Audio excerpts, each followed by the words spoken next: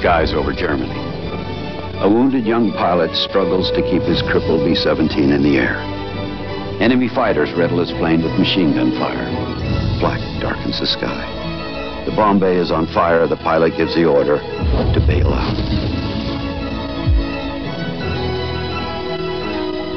A Japanese gunboat bears down on an American submarine. The commander gives the order to ram.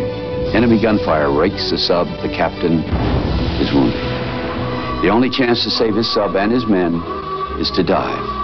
Alone on the bridge with no time left, he shouts, "Take her down." Korea, 1951, a young Japanese-American charges across the frozen ridges, refusing to retreat. A one-man army fighting hand-to-hand, machine gun to machine gun. Finally, is surrounded, captured. A fog-shrouded firebase in Vietnam. Your buddies are wounded. Some will die unless they get immediate medical attention. No one flies in this weather. Wait. The unmistakable sound of an Army helicopter. Medevac.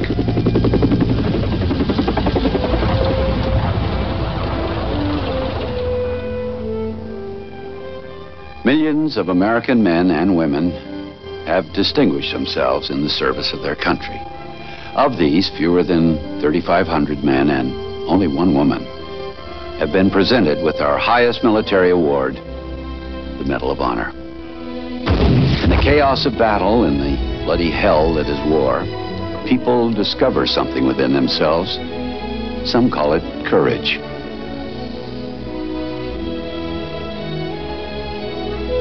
These are the stories of ordinary men, people like you and me, who one day did something extraordinary, becoming part of our nation's history, our nation's pride. Meet the genuine heroes, those who wear the Medal of Honor. Howard Gilmore was the first submarine commander to receive the Medal of Honor. Take Her Down has become part of Navy legend. Quite a legacy to live up to, but Lawson Ramage was ready for the challenge.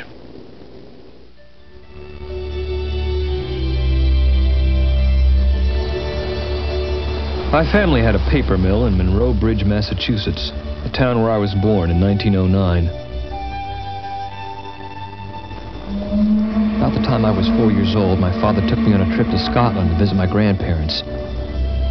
It was on this trip that I got my first taste of the sea. It grew to be quite a passion.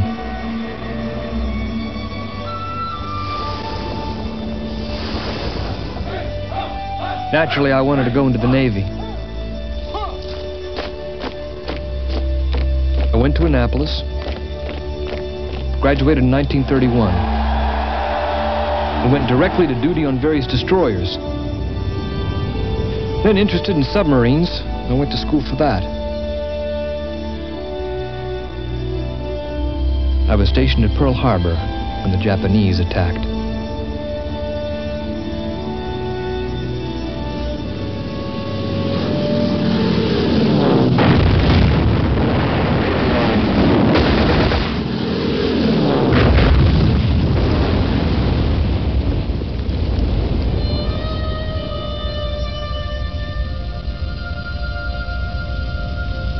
That put us all out to sea with what ships we had left, and soon I had command of the submarine USS Trout.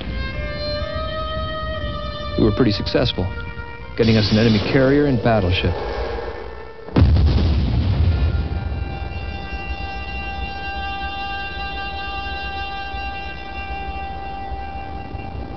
Then I got orders to Portsmouth, New Hampshire, in command of the newly built submarine USS Parchie. There's a certain pride that goes with getting your own sub right out of the shipyard.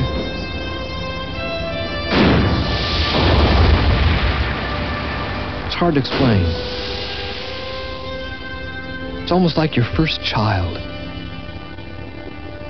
Standing at the bridge, cutting through the water, an able crew at their stations.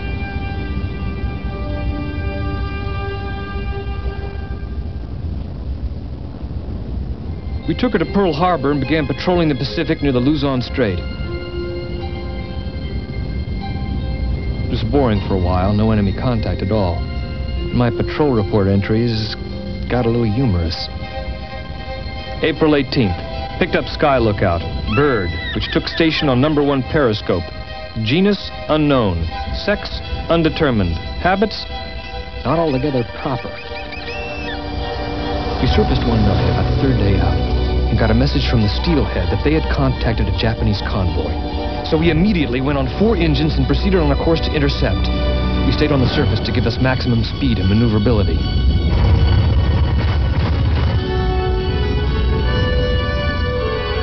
We saw what looked like 2 Japanese carriers off to the west and southwest. So we headed over that way and took aim on the lead ship. Let go 4 torpedoes. 1, 2, 3, 4, right down the side of that Japanese ship. Every one of them hit. It happened to be a tanker, and she went straight down. Then we swung around and brought the stern to bear on the second ship. That happened to be a tanker, too. We let 3 go at that, and all hit.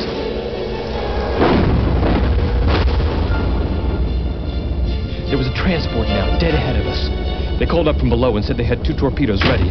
So we fired those 2 fish at the transport. We caught her well on the bow and the beam, and she went down. The whole place was alight with gunfire.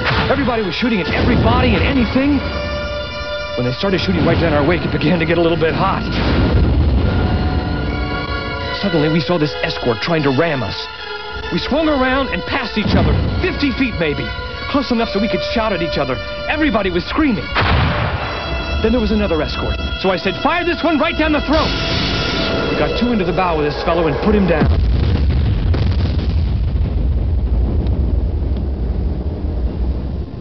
It was 46 minutes of violent action. And we left with 4 Japanese ships sunk and another severely damaged.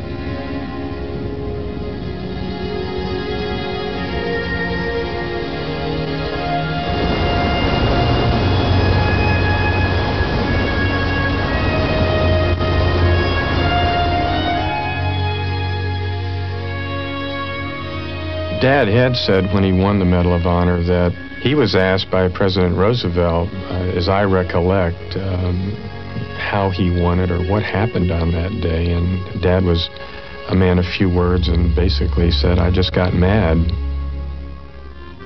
One thing that Dad always made a point of, and that was to acknowledge the people that were around him at all times. He was quick to tell you that this was nothing that he won by himself.